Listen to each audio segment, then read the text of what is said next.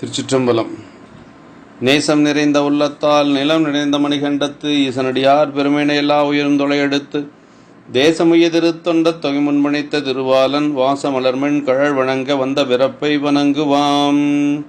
தில்லைபாலந்தனரை முதலாக சீர்படைத்த தொல்லையதாம் திருத்தொண்ட தொகையடியார் பதம் போற்றி உருளையொரு புராணக்கதை உலகறிய விரித்துரைத்த செல்வமொழி குன்றத்தூர் செக்கிழார் அடி போற்றி. எல்லாம் வல்ல எம்பெருமான் அருள் தரும் பன்னார் மொழியமுடனமர் திரு நனாவுடையாருடைய திருவடிகளை வணங்கி எம்பெருமான் நம்பி ஆர்வருடைய பொன்னார் திருவடி தாமர்களை மனமொழி மெய்களாலை வணங்கி எந்த ஞானாசிரிய பெருந்தகைகள் 63 நாயன்மார்களுடைய திருவடி தாமர்களை முக்கரணங்களாலை வணங்கி தொகையடியாருடைய திருவடிகளை வணங்கி அடியனுடைய ஞானாசிரிய பெருந்தகையார் விஜயமல சொக்கலிங்கையாவுடைய திருவடிகளை நீல நினைந்து உரையாசிரிய சிவகுணையாவுடைய திருவடிகளை முக்கரணங்களாலே வணங்கி அடியார் பெருமக்களுடைய திருவடி தாமர்கள் எல்லாம் வணங்கி அமைகின்றேன். அன்பார்ந்த சிவனைய செல்வர்களே, இன்று பங்குனி மாதம் திருவாதிரை நட்சத்திரம் எம்பெருமான் கணநாத நாயனார் குருபூசை திருநாள். அன்பர் பெருமக்களே, கணநாத நாயனார் உமையம்மையனுடைய திருமுலைப்பால் உண்டு ஞானம் பெற்ற காளி பிள்ளையார் ஞானசம்பந்த பெருமான் அவதரித்த சீர்காழி எம்பதியிலே அவதரித்த பெருமகனார். அவருக்கு இருக்கக்கூடிய சிறப்புகளில் சீர்காழியில் அவதரித்த ஒரு சிறப்பு மிக பெருமையாக பேசக்கூடியது. அவர் தோணியப்பருக்கு நாளும் அன்போடு பணி செய்து வந்து அங்கு வருகின்றவர்களையும் பணி செய்வதில் ஆற்றல் படுத்திய ஒரு பெருமகனார். அவரவர்கள் தகுதிக்கேற்றார் போல உளவாரப்பணி, நந்தவனப்பணி, திருமுறைகள் எழுதுவது, திருமுறைகள் வாசிப்பது, இப்படி பல பணிகளை செய்வித்த ஒரு பெருமையுடையவர். பல தொண்டர்களை உருவாக்கிய ஒரு பெருமை கணநாத நாயனாருக்கு உண்டு.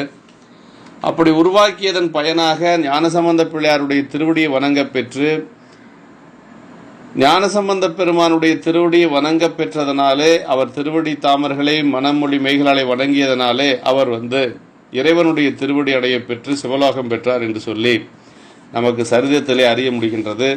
அன்பர் பெருமக்களே, நாயனாருடைய திருச்சரிதத்தை தெய்வ சேக்கிழாரடிகள் 7 திருப்பாடல்களிலே நமக்கு அமைத்து கொடுத்திருக்கிறார்.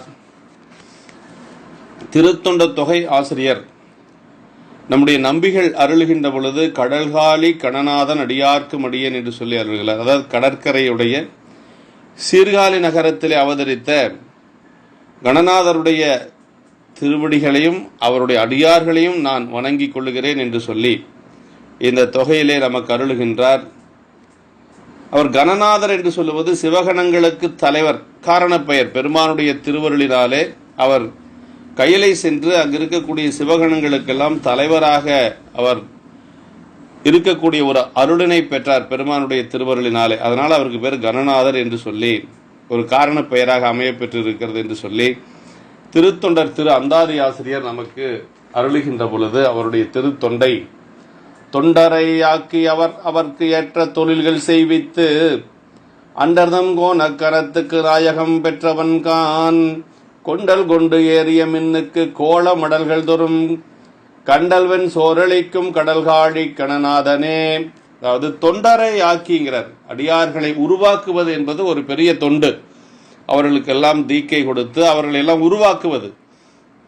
அப்படி தொண்டர்களை எல்லாம் உருவாக்கி அவரவர்களுடைய தகுதிக்கேற்ற தொழில், சரியை தொண்டிலே நிற்கக்கூடியவர்களுக்கு சரியை தொண்டு, கிரியை தொண்டு செய்கின்றவர்களுக்கு கிரியை தொண்டு, இப்படி அவர்களுக்கு உபதேசம் செய்து தீக்கை கொடுத்து தொண்டு செய்வதற்கு பல பயிற்சிகளை எல்லாம் கொடுத்து உருவாக்குவது என்று சொல்லுகிறார். அதாவது அவரவர்களுக்கு ஏற்ற தொழில்களை செய்விப்பது என்று சொல்லி உடல் நலன்களை கருத்தில் கொண்டு அவர்களுடைய பக்குவத்தை கருத்தில் கொண்டு பல பணிகள், அதாவது சரியை தொழில்களில் திருவலகு ஆலயத்தை கூட்டி பெருக்குவது, மெழுக்கிடுவது, திருமஞ்சனத்திற்கான வேலைகளை செய்வது, திருமாலை தொடுப்பது, திருவிளக்கு போடுவது, இப்படி பல தொண்டுகளை அவர் செய்வித்திருக்கிறார்.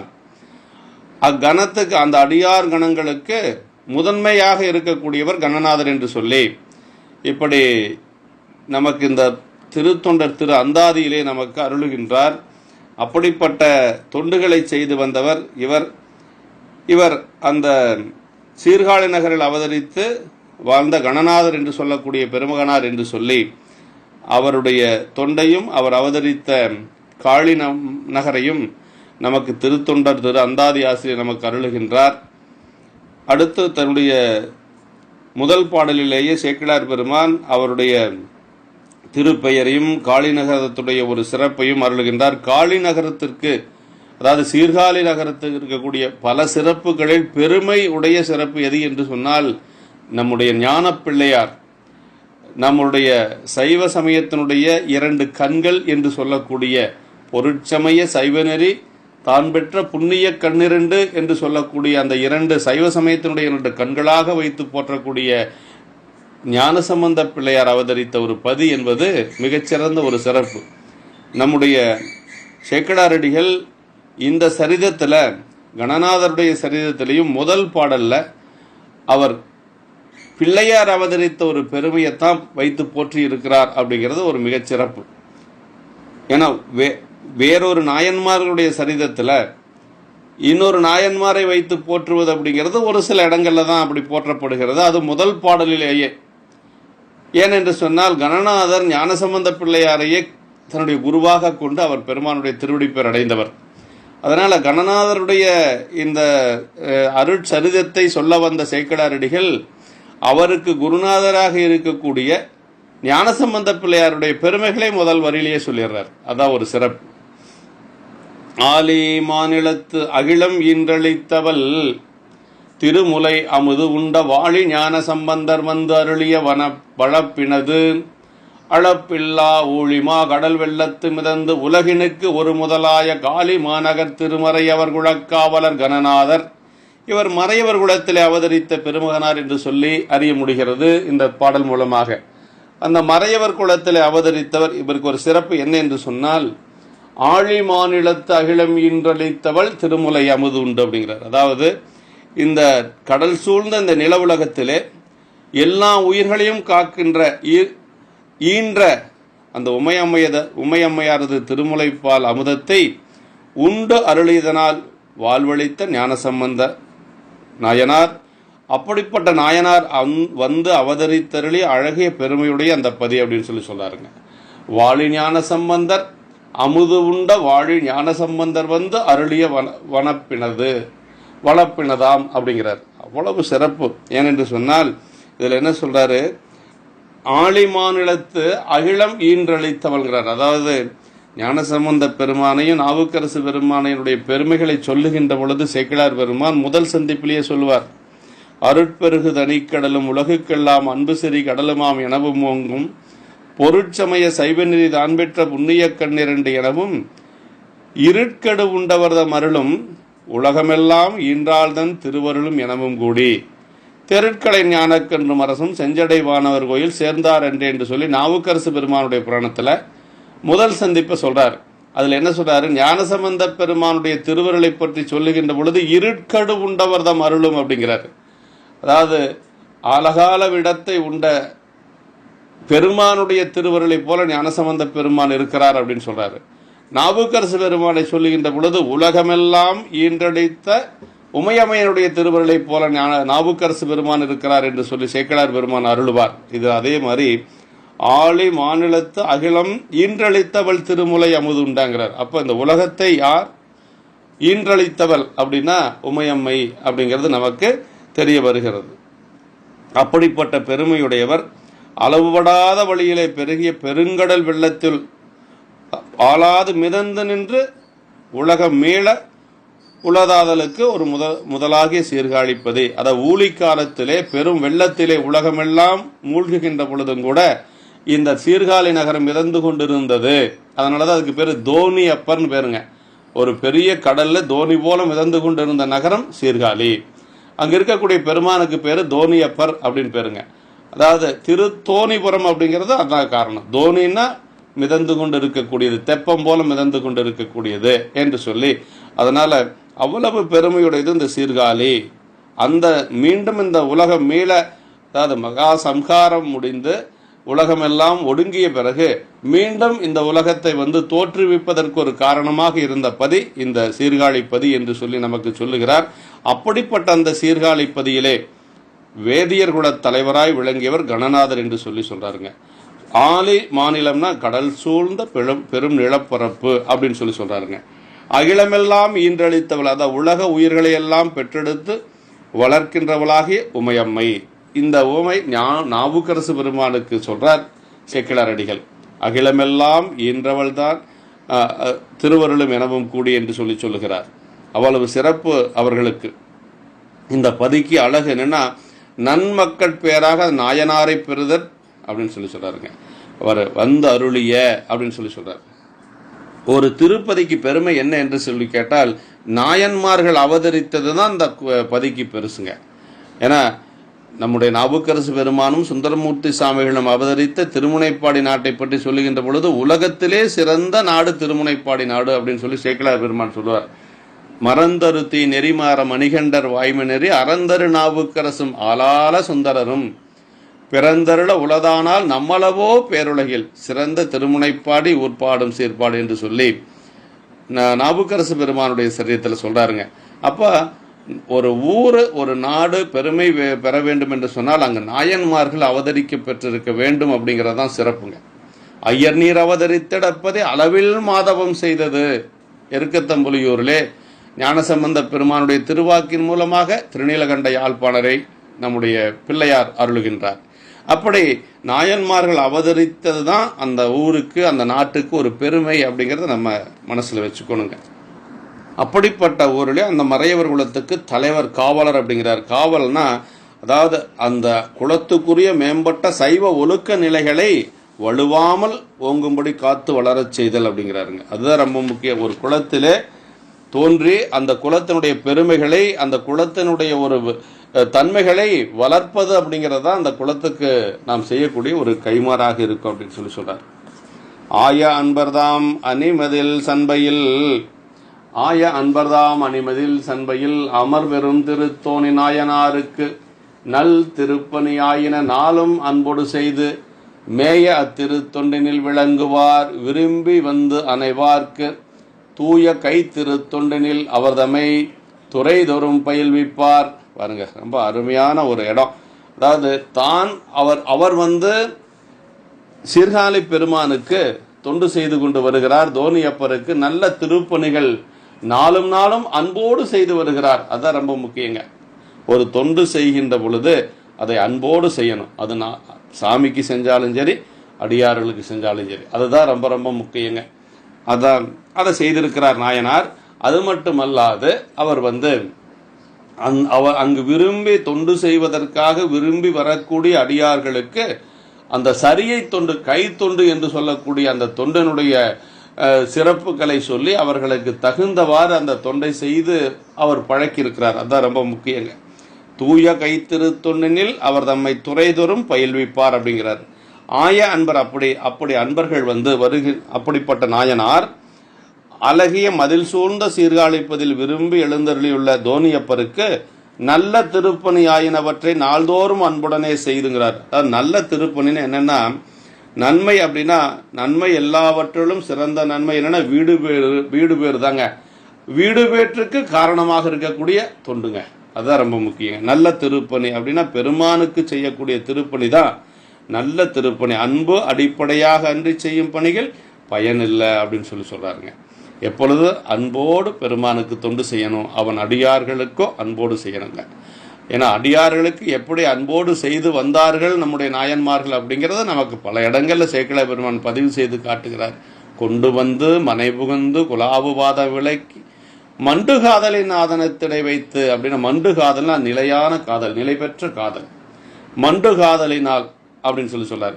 அப்ப அடியார்களுக்கு பணி செய்கின்ற பொழுது அன்போடு செய்யணுங்க. வேத உள்ளுரையாவன விரிவுணல் வேணிநாதர் தம்மையும் அவர் அடியாரையும் நயந்து பாதார்ச்சனை புரிவதும் பணிவதும் என்றே காதலால் அவை இரண்டுமே செய்கருத்துடையார். எங்க சொல்றாருன்னா, நம்முடைய திருநீலநக்க நாயனார் புராணத்தில் சேக்கிழார் பெருமான் சொல்லுகிறார். அப்போ தொண்டு செய்யணும், எப்படி செய்யணும்? அன்போடு செய்யணும், காதலோடு செய்யணும் அப்படின்னு சொல்லுகிறார். ஏன்னா அதுதான் உண்மையான ஒரு தொண்டு. இப்ப நாயனார் அப்படி செய்திருக்கிறார். நாளும் அன்போடு செய்து அப்படிங்கிறார். நாலு நாளும் பணி செய்கின்ற பொழுது பெருமானுக்கு அன்போடு செய்திருக்கிறார் நம்முடைய நாவுக்கரசு பெருமான். அப்படித்தான் என் கடன் பணி செய்து கிடப்பதே அப்படின்னார்.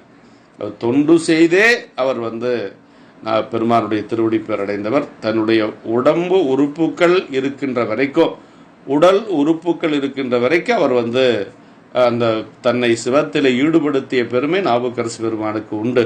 புகழூரிலே பெருமானுடைய திருவடி பேர் அடைகின்ற வரைக்கும் அவர் தவறாது அந்த உலவார பணியை சிறமேற்கொண்டு செய்தார்.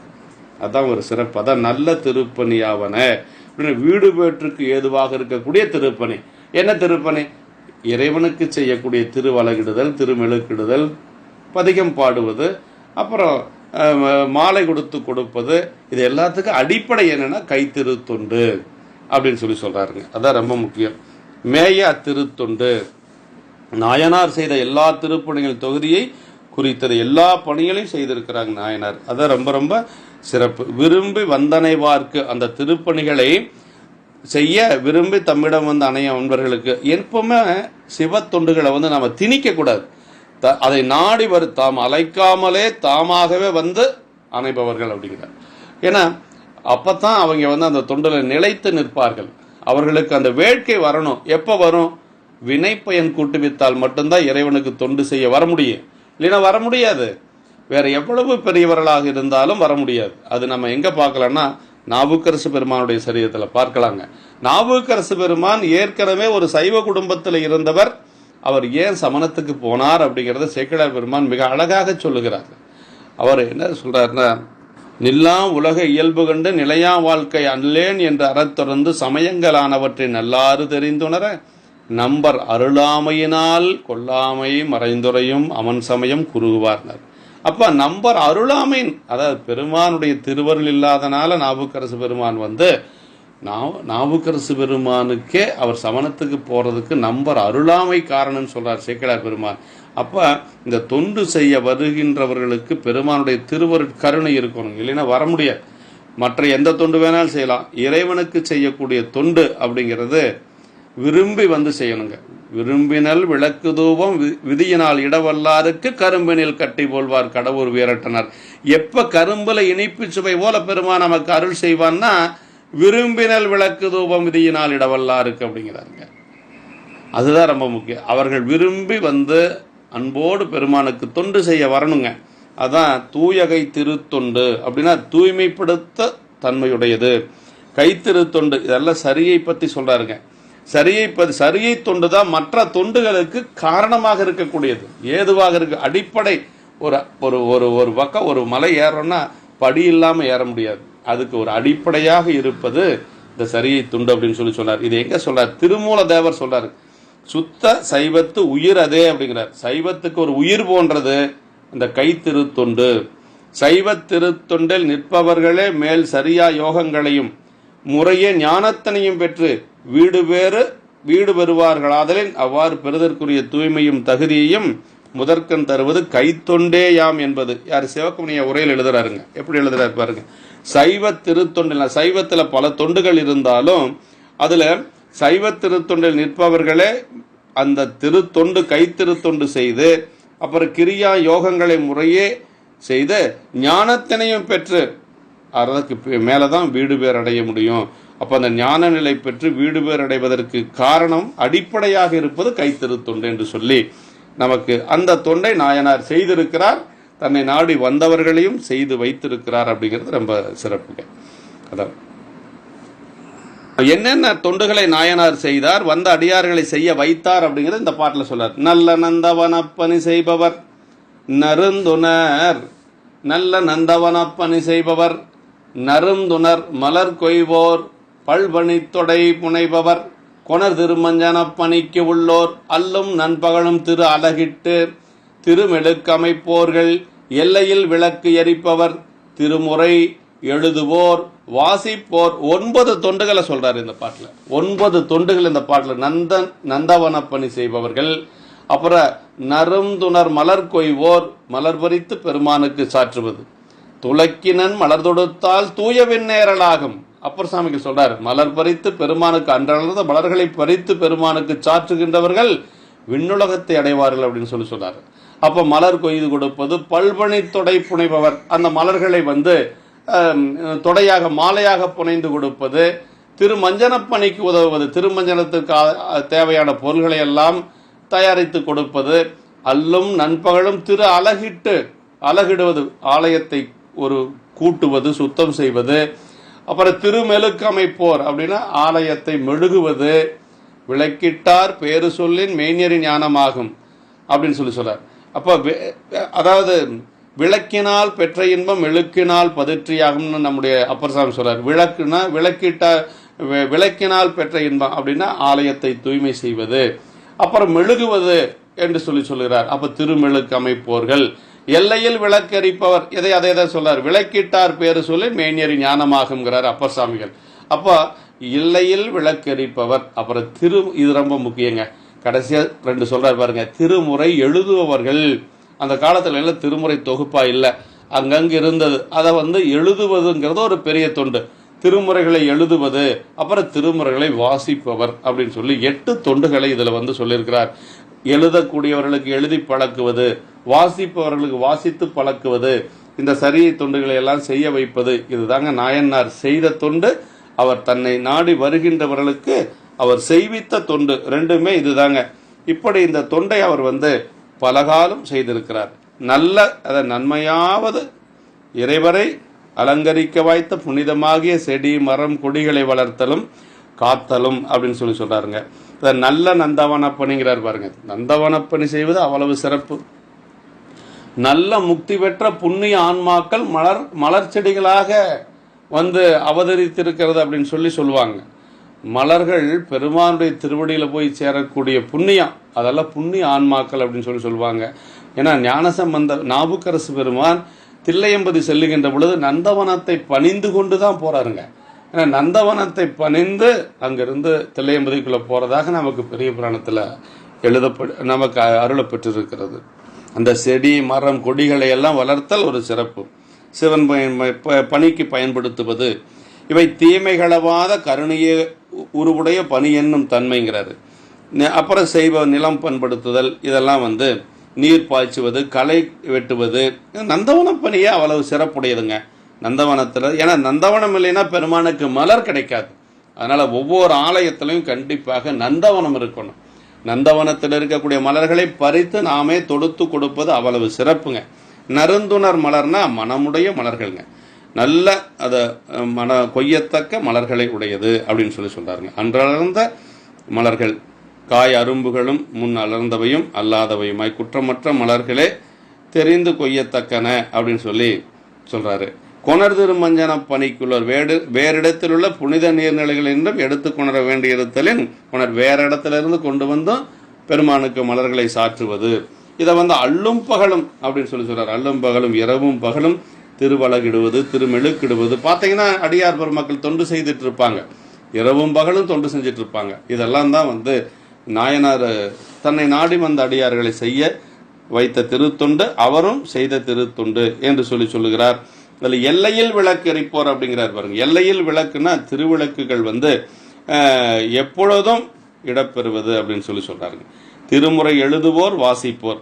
தேவார திருமுறைகளும் திருமந்திரமும் அம்மையார் அருள் நூல்களும் இவ்வகைப்பட்ட பிறவுமான் என்று திருமுறைகள்னா இதாங்க. தேவாரம், திருவாசகம், 12 திருமுறைகள், அம்மையாருடைய அந்தாதி, இதெல்லாம் தான் திருமுறைகள் என்று சொல்லுவது. இவற்றை எழுதி கொடுத்தலும் பெரும் சரியை பணியாயிற்று. இதை எழுதி கொடுப்பதே அந்த காலத்தில் ஒரு பெரிய தொண்டாக இருந்திருக்கிறது. முன்னால் எழுதி வழங்குதலே வழக்காதல் காணும். முன்னாளில் திருமுறைகள் முதலாகிய நூல்களையும் புராணம், இலக்கிய இலக்கணங்கள் முதலியவற்றையும் எழுதி கொடுத்து அதனால் சீவனம் செய்வதும் வழக்காக இருந்திருக்கிறது என்று சொல்லுகிறார். இதெல்லாம் இப்பெல்லாம் புத்தகத்தில் இருக்கிறது. அந்த காலத்துல ஓலைச்சுவடிகள்ல தான் அதெல்லாம் இருந்திருக்கு. அது எழுத்து வடிவமாக புத்தகத்துக்கு வந்தது கொஞ்ச காலத்துக்கு முன்னாடி தான். அதனால வாசிப்போர் திருமுறைகளை வாசிக்க பயிற்சி செய்தலும் சிவபுண்ணியமாகி சரிய நிலையில் பேசப்பெற்றது.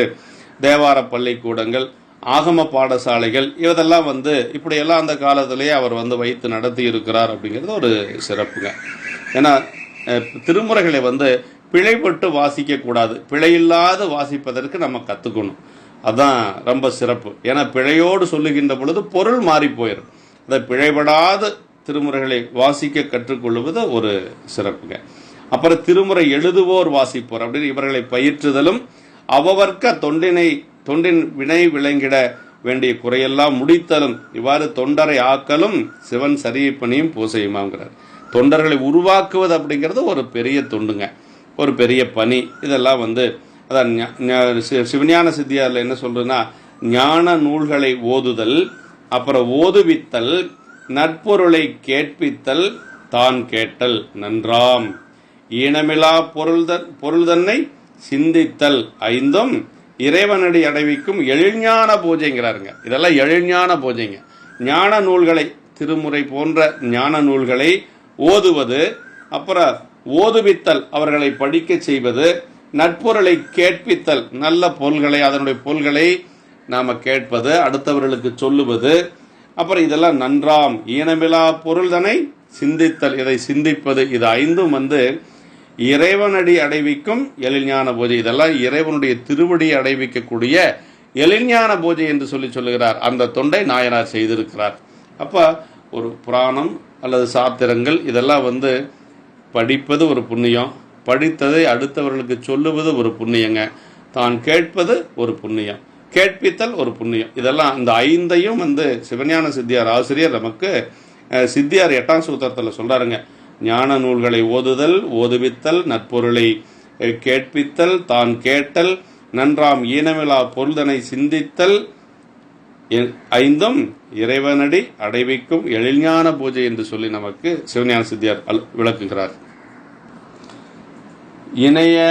இணைய வல்திருப்பணிகளில் அணைந்தவர்க்கு ஏற்ற திருத்தொண்டின் வினை விளங்கிட வேண்டிய குறையலாம் முடித்து மேவிடச் செய்து அணைய அத்திரம் புரிதலில் தொண்டரையாக்கி அன்பு உருவாய்மை மனையறம் புரிந்து அடியவர்க்கு இன்புற வழிபடும் தொழில்மிக்கார் இணைய பல் திருப்பணிகளில் அணைந்தவருக்கு ஏற்ற திருத்தொண்டினை அப்படிங்கிறார். அப்படின்னா அந்த பற்பல திருப்பணிகளிலே வேண்டி அணைந்த அன்பர்களுக்கு அவரவர்க்கு ஏற்ற அந்த தொண்டின் செயல்கள் விளங்கும்படியாக, ஒருத்தருக்கு திருமுறை படிக்க தெரியும், ஒரு சிலருக்கு படிக்க தெரியாது. திருமுறை படிக்க தெரிஞ்சவங்களை திருமுறை படிக்க வைப்பது, அப்புறம் கைத்தொண்டு மட்டும் எனக்கு உழவாரப்பணி மட்டும்தான் வருங்க, உழவாரப்பணி செய்ய வைப்பது, மலர் தொடுக்கக்கூடியவர்களுக்கு மலர் தொடுத்து பழக்கி விடுவது, இப்படி எல்லாம் அவர்களுடைய தகுதிக்கேற்றாற் போல அந்த தொண்டுகளை செய்து வைத்திருக்கிறார் நாயனார். அதான் ரொம்ப சிறப்புங்க. ஏன்னா அதான் அவ்வாறாகிய அந்த திறங்களை செய்தமையாலே தொண்டர்களை பெருகும்படி உளராக்கி இப்படி செய்ததனால நிறைய தொண்டர்களை நாயனார் உருவாக்குகிறார். அப்படி உருவாக்கி அன்பு பொருந்திய வாய்மையினுடைய இல்லறத்தினை நடத்தி வாழ்ந்து, இதெல்லாம் எப்படி செஞ்சாரு? இல்லறத்திலிருந்தே செய்தாருங்க. நமக்கு சைவத்தில் இல்லறத்தில் இருந்தே தொண்டு செய்ய சொல்லித்தான் நமக்கு அறிவுறுத்தி இருக்கிறார்கள். நாயன்மார்கள் எல்லாரும் அப்படித்தான் செய்திருக்கிறார்கள், குடும்பத்தோடு தொண்டு செய்திருக்கிறார்கள். இல்லறமில்லாத அவர்கள் துறவு நிலையிலிருந்து பணி செய்த பெருமக்கள் நாவுக்கரசு பெருமான், மூர்த்தி நாயனார். இந்த 2 பேர் தான் நமக்கு துறவு நிலையில நின்று இறைவனுடைய தொண்டு செய்து திருவடி பேர் அடைந்தவர். மற்றவங்க எல்லாரும் இல்லறத்தில் இருந்தபடியே செய்திருக்கிறார்கள்.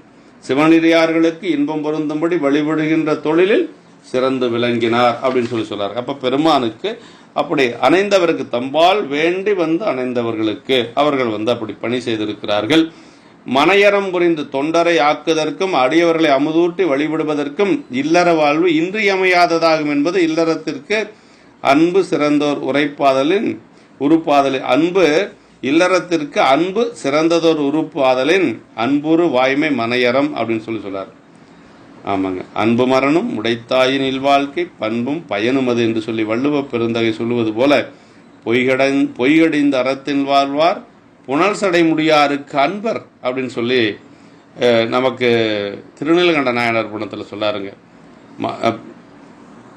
வையகம் போற்றும் செய்கை மனையறம் புரிந்து வாழ்வார்னார் திருநீலகண்ட நாயனார் புணத்தில். அது பொய்கடந்த அறத்தின் வாழ்வார் புனர்சடை முடியாருக்கு அன்பர், வையகம் போற்றும் செய்கை மனையறம் புரிந்து. அப்போ உலகமே போற்றக்கூடிய ஒரு மனையறம் அப்படின்னு சொல்லி அங்கே சொல்லுகிறார். இப்படி நாயனார் இந்த தொண்டுகளை எல்லாம் செய்து வந்திருக்கிறார். அப்படி தொண்டுகளை செய்து அடியார்களை எல்லாம் வழிபாடு செய்து அடியார்களுக்கு அந்த தொண்டுகளை செய்வித்ததுனால இப்ப நாயனாருக்கு காளி பெருந்தகையார் ஞானசம்பந்த பெருமானுடைய ஒரு திருவருள் கிடைச்சிருக்குதுங்க. அப்ப ஒரு அருளாளருடைய ஒரு குருநாதருடைய திருவருள் கிடைக்கணும்னா முதல்ல இறைவனுக்கு சரியை தொண்டு செய்து அதற்கு பிறகு அடியார் பெருமக்களை எல்லாம் வழிபாடு செய்து அடியார்களை உருவாக்கி, அப்படி இருந்தால் ஞானாசிரியர் கிடைப்பார். அப்படிதான் ஞானசம்பந்த பெருமான் கிடைச்சிருக்கிறார். இப்பெரும் சிறப்பு எய்திய தொண்டர்தாம் ஏறு சீர் வளர்காழி மெய்ப்பெரும் திரு ஞான போனகர் கடல் மேவிய விருப்பாலே முப்பெரும் பொழுது அர்ச்சனை வழிபாடு மூலம் அன்போடு நாளும் ஒப்பில் காதல்கோர் உளம்களி சிறந்திட ஒழுகினார் வழுவாமல்.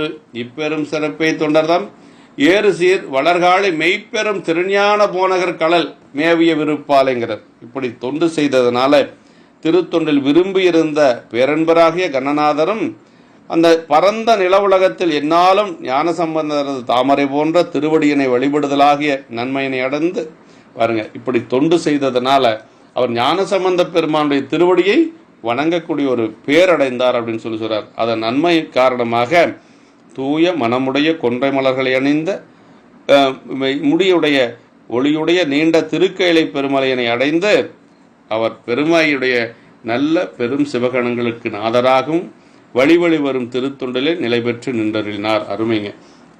அதாவது இவர் அர்ச்சனை நலம் பெற்ற அர்ச்சனையால் வரும் பயனை அடைந்ததனால் அதன் பயனாக அப்படின்னு சொல்றார். இவர் என்ன செய்தார்? தொண்டரை ஆக்கினார். அந்த தொண்டரை ஆக்கினதனால அதன் பயனாக அடியவர்களை வழிபட்டனர். அடியார்களை வழிபட்டதனால அதன் பயனால் அந்த அடியார் வழிபாட்டின் பயனாக ஆளுடைய பிள்ளையாரது திருவடி வழிபாட்டினை அடைந்தனர்.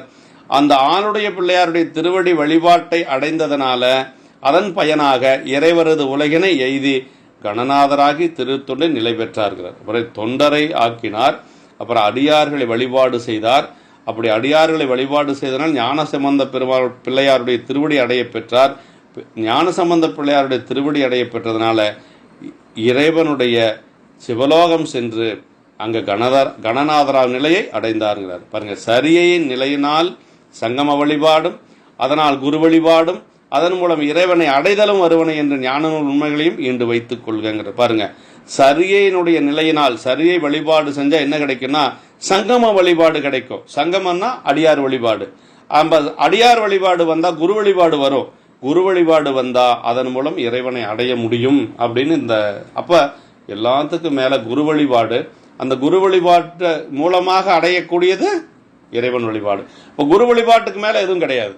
குரு வழிபாடு செய்தாவே பெருமான் திருவடி அடைய முடியும். இது எங்க பார்க்கலாம் அப்படின்னா, நமக்கு பெரிய புராணத்துல நமக்கு நம்முடைய பெருமநிலை குறும்ப நாயனார் அவர் சுந்தரமூர்த்தி சாமியுடைய நாமத்தை சொல்லியே நம்பி நாமம் நவீன்ற நலத்தால் அணிமாது சித்திகள் பெற்றார் அப்படின்னு சொல்லி சேக்கிழார் பெருமான் சொல்வார்.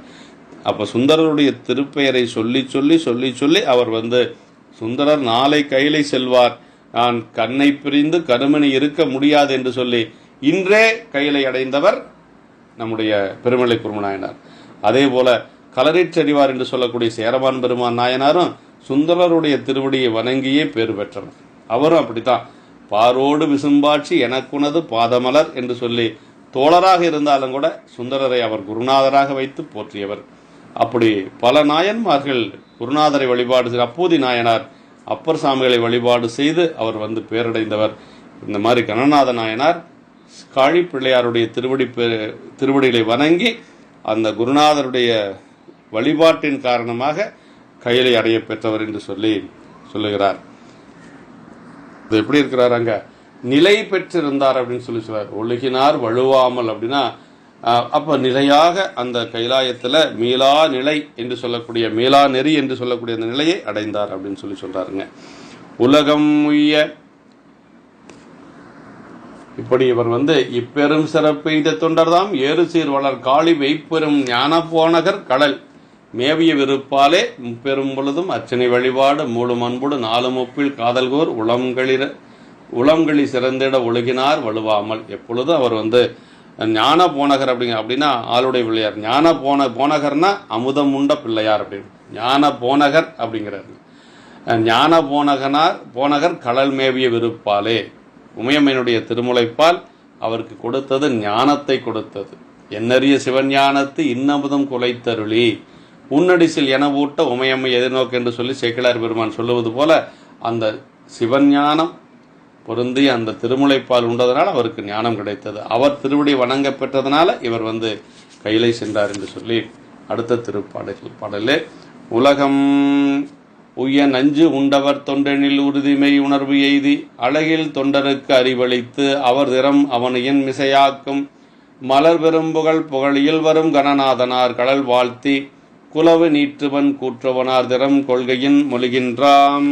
இப்படி அவர் பெருமானை வழிபாடு செய்து உலக உயிர்கள் உய்யும் பொருட்டு விடம் உண்ட பெருமானது திருத்தொண்டின் உண்மை திறத்தில் உறுதியாகிய மெய்யுணர்ச்சி பொருந்த பெற்று அளவில்லாத தொண்டர்களுக்கு அவர் தொண்டில் அறிவளித்து அவர்களது திறங்களை உலகிலே ஆக்கும் விரிந்த பெரும் புகழையுடைய அந்த சீர்காழில் அவதரித்த கடநாதருடைய திருவடிகளை துதித்து அடுத்து திருநீற்று சார்பூண்ட வன்மையுடைய கூற்றுவ நாயனாரது திறத்தினை சொல்ல புகுகின்றோம் என்று சொல்லி நம்முடைய நாயனாருடைய திருச்சரிதத்தை நிறைவு செய்து அடுத்து கூற்றுவ நாயனாருடைய திருச்சரிதத்தை சொல்ல முற்படுகிறார் சேக்கிழாரடிகள் என்று சொல்லி இப்போ நம்முடைய கணநாதருடைய ஒரு சிறப்பு என்ன என்று சொன்னால் இறைவனுக்கு தொண்டு செய்தார், சரியை தொண்டுகள் செய்தார். சரியை தொண்டுகள் செய்ததனாலே அவருக்கு அடியார்களுடைய தொடர்பு கிடைச்சது. அடியார் வழிபாடு செய்தார். அடியார் வழிபாடு தொண்டர்களை உருவாக்கி அடியார் வழிபாடு செய்ததனுடைய பயனாக அவருக்கு ஞான போனகர் என்று சொல்லக்கூடிய நம்முடைய மெய்ப்பெரும் ஞான போனகனார் கடல் மேவிய விருப்பாலை ஞானசம்பந்த பெருமானுடைய திருவடி அவருக்கு கிடைத்தது. அவரை குருநாதராக கொண்டு குருநாதருடைய திருவருள் கொண்டு அவர் இறைவனுடைய அந்த கைலாயம் சென்று சிவலோகம் சென்று அங்கு கணநாதராம் தன்மை பெற்று சிவகணங்களுக்கெல்லாம் தலைவராக இருக்கக்கூடிய ஒரு பெரும் பேற்றினை அடைந்த நாயனாருடைய திருவடி தாமர்களை நாம் மனம் மொழி மெய்களாலே வணங்கி நம்ம வழிபாடு செய்து நாயனார் திருவடி வணங்கி அமைவோம் என்று சொல்லி என்றும் இன்பம் பெருகும் இயல்பினால் ஒன்று காதலித்து உள்ளமும் ஓங்கிட மன்றுளார் அடியாரவர் வான்புகள் நின்றதெங்கும் நிலவி உலகலாம். திருச்சிற்றம்பலம்.